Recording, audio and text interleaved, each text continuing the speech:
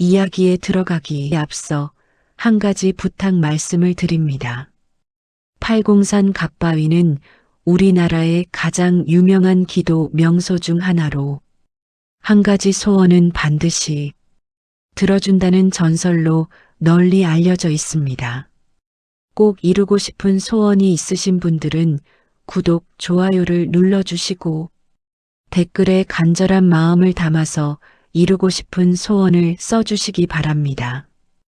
간절함을 담아서 함께 기도해 드리겠습니다. 나무 아미타불 관세음보살.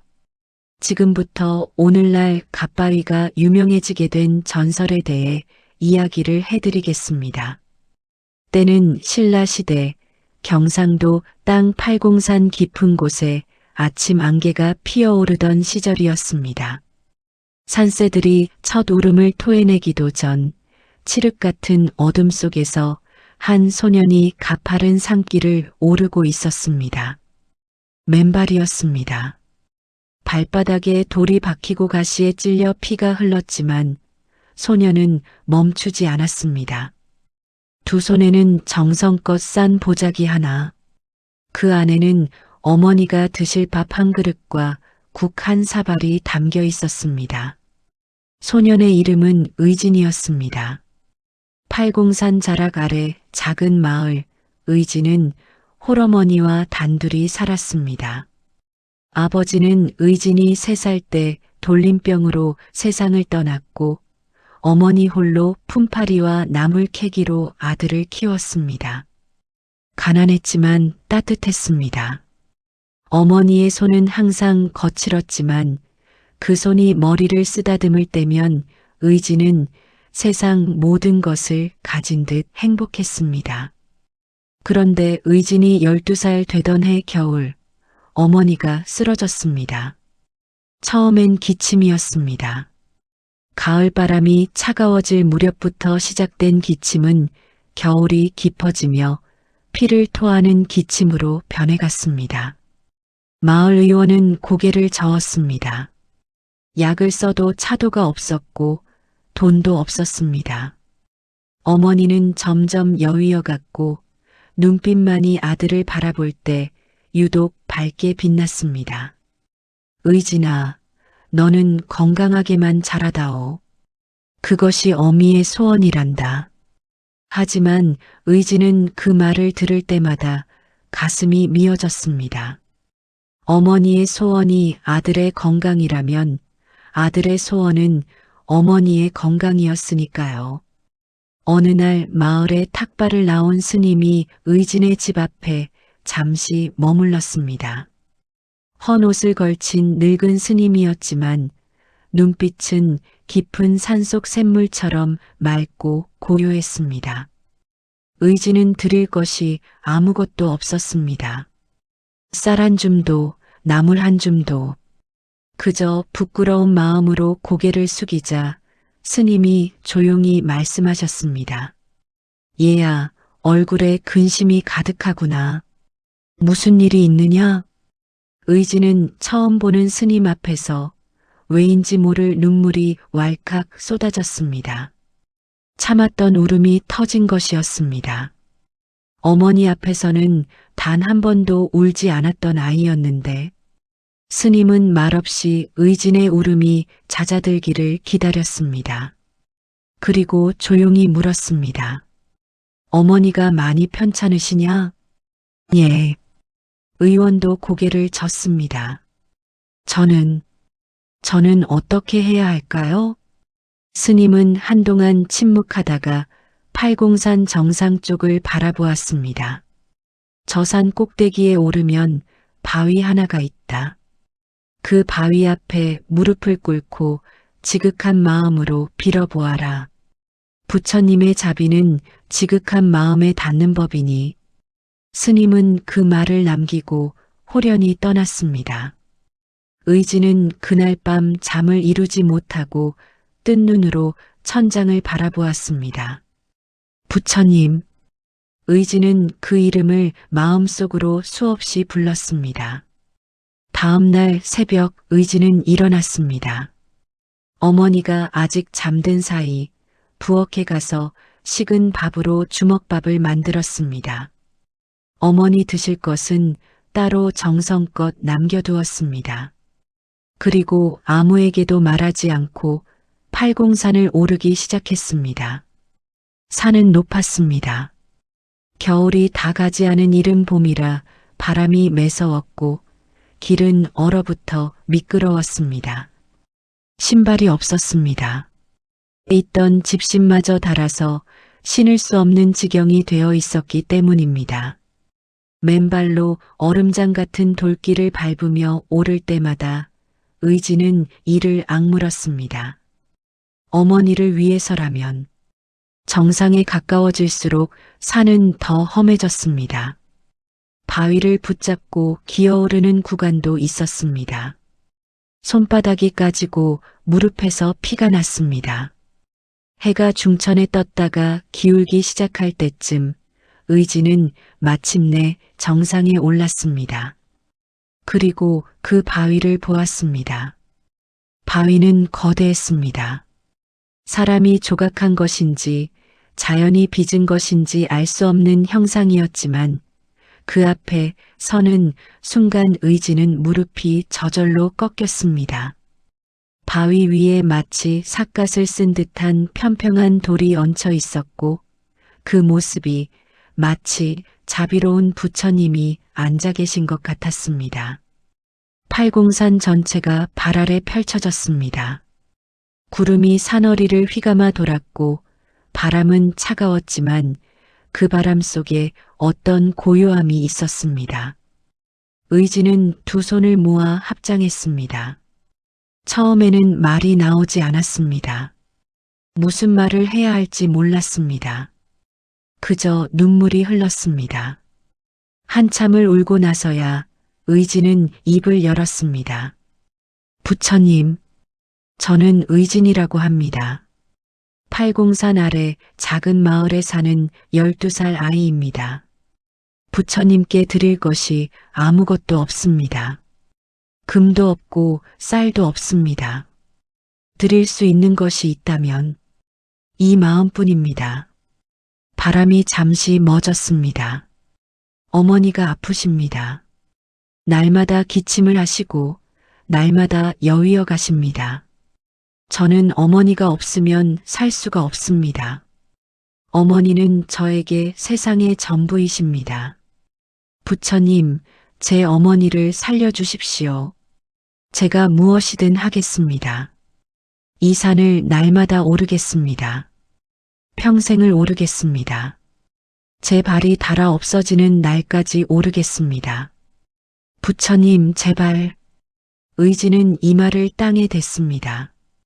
차가운 바위 위에 이마를 대고 오래도록 그 자세를 유지했습니다. 해가 서쪽으로 기울고 산 그늘이 길어졌습니다. 의지는 움직이지 않았습니다. 그때였습니다. 어디선가 향기가 났습니다. 꽃도 피지 않은 이른 봄 꽃향기가 났습니다. 의지는 고개를 들었습니다. 바위는 그대로였습니다. 하지만 이상하게도 가슴속이 따뜻해졌습니다. 아까까지 두려움과 슬픔으로 꽉 차 있던 가슴이 조금 가벼워진 것 같았습니다. 의지는 다시 합장했습니다. 감사합니다. 내일도 오겠습니다. 그리고 산을 내려갔습니다. 그날 밤 의지는 꿈을 꾸었습니다. 황금빛 빛 속에서 온화한 얼굴의 어른이 의진 앞에 앉아 계셨습니다. 말씀하시지 않아도 그분이 누구인지 알 수 있었습니다. 부처님께서 말씀하셨습니다. 의진아. 예, 부처님. 내가 어머니를 위해 그 높은 산을 맨발로 올랐구나. 예. 하지만 그것은 아무것도 아닙니다. 어머니는 저를 위해 평생을 그보다 더 험한 길을 걸어오셨으니까요. 부처님은 잠시 침묵하셨습니다. 그리고 말씀하셨습니다. 의진아, 내가 너에게 한 가지를 물어보겠다. 자비가 무엇이라 생각하느냐? 의지는 생각했습니다.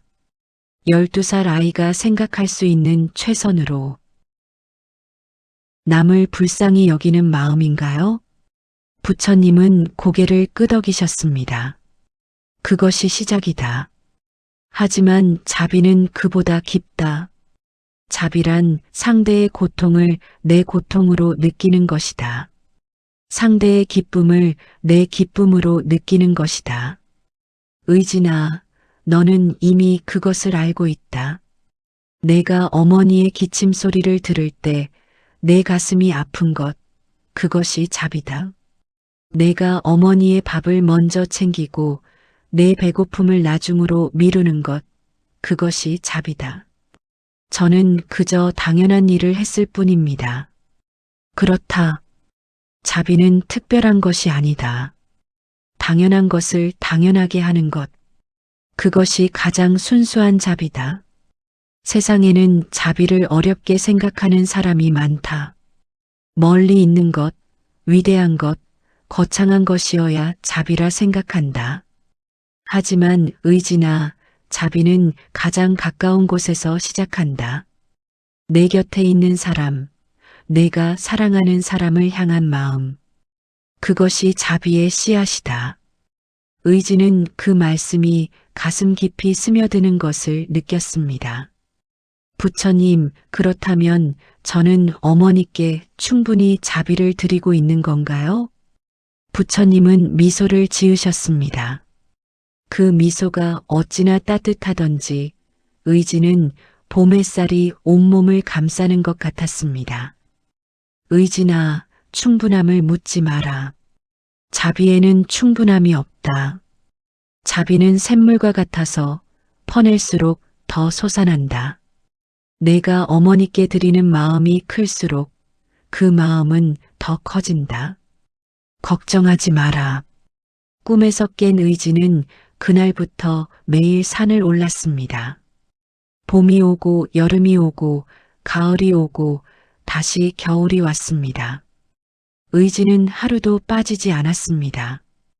비가 오는 날에는 빗속을 뚫고 올랐고 눈이 오는 날에는 눈을 헤치며 올랐습니다. 몸이 아픈 날에도 올랐습니다. 산을 오를 수 없을 만큼 아픈 날에는 마당에 나가 팔공산을 바라보며 합장했습니다. 어머니는 여전히 아팠지만 신기하게도 더 나빠지지는 않았습니다. 오히려 어떤 날은 평소보다 안색이 좋아 보이기도 했습니다.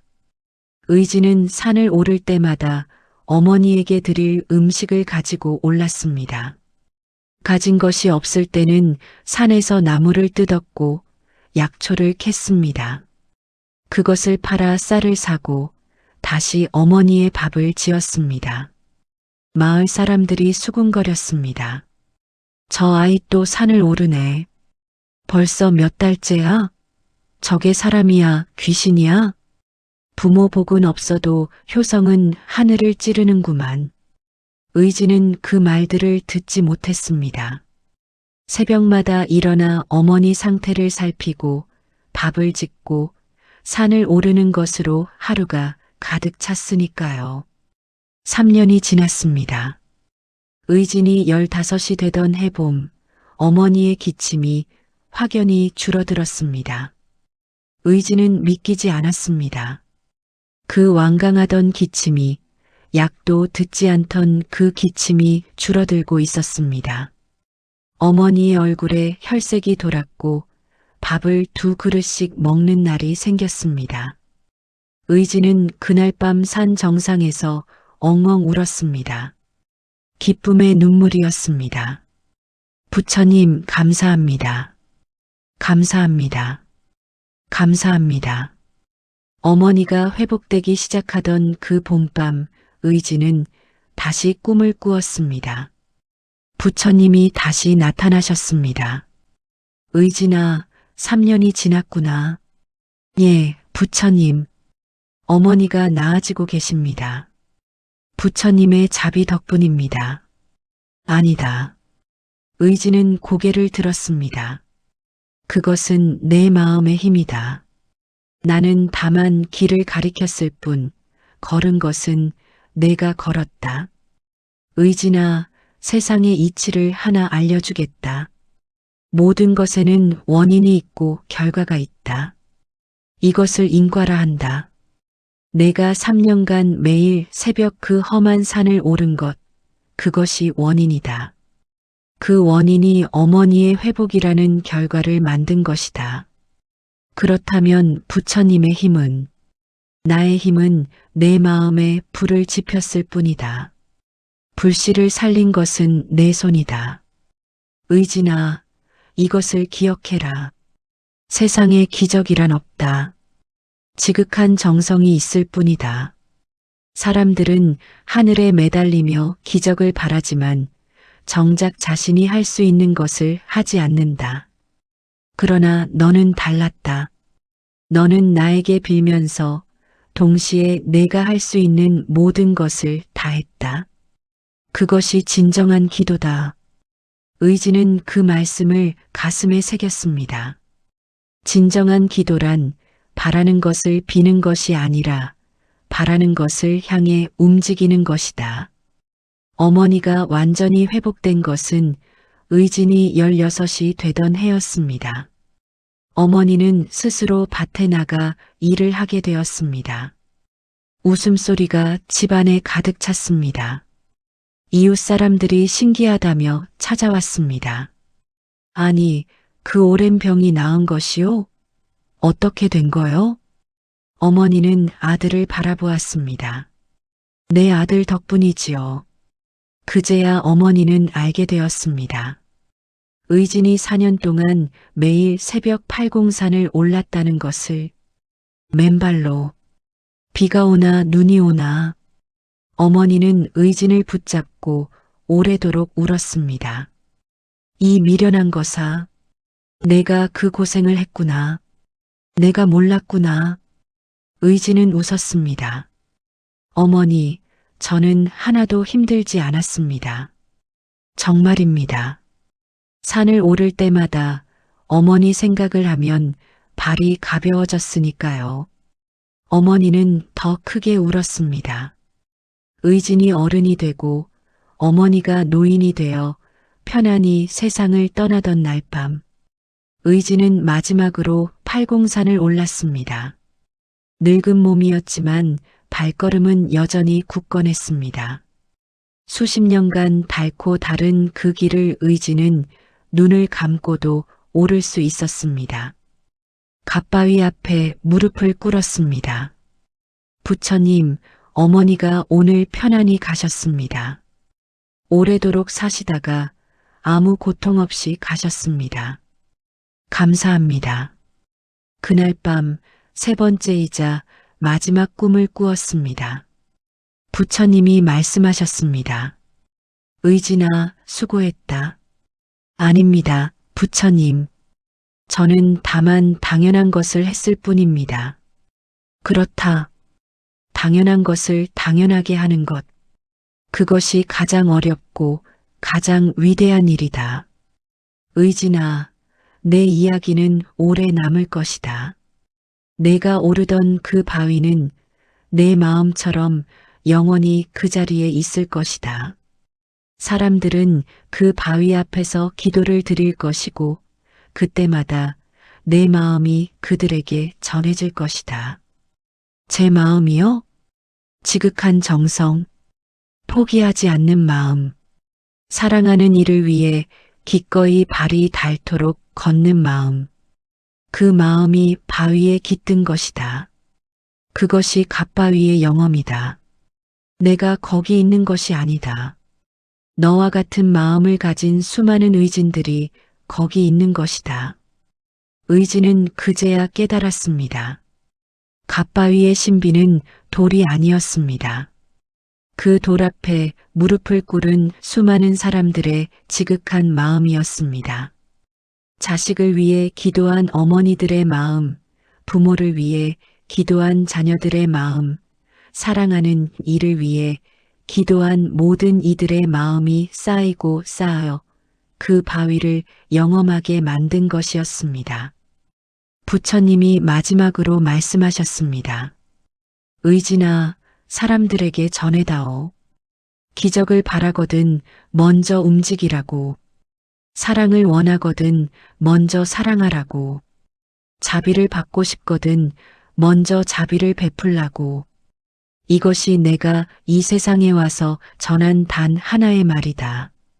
지금도 팔공산 갓바위에는 사람들이 찾아옵니다. 새벽 안개 속에서도, 한여름 떼약볕 아래서도, 눈보라치는 겨울에도 그들은 저마다의 간절함을 품고 그 높은 산을 오릅니다. 무릎을 꿇고 두 손을 모으고 눈을 감습니다. 무엇을 빌까요?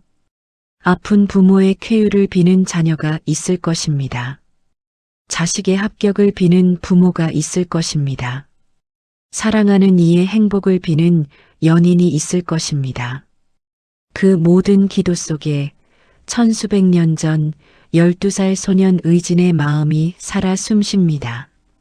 맨발로 산을 오르던 그 마음, 어머니를 사랑했던 그 마음, 포기하지 않았던 그 마음. 부처님의 말씀은 어렵지 않습니다. 가장 가까운 사람을 사랑하십시오.